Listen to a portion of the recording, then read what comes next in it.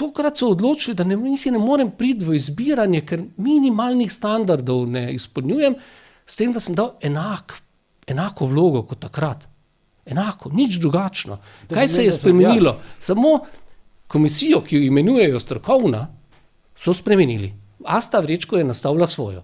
In med drugim je v to komisijo čisto slučajno postavila nekdanjega direktorja STA, gospoda Veselinoviča, ki je zdaj šef v Kranju, kjer SD vlada. Mislim, da je bil celo predsednik te komisije, ne? Veselinovič, ne? Se mi zdi, no? To ne vem, ampak je član, ne, pa drugi člani niso dosti drugačni. Ne? To je človek, ki je, ko so ga politično nastavili na vrh STA-ja, izvedel politično čistko in vrgel urednika na cesto, takoj zatem, ki je potem umrl.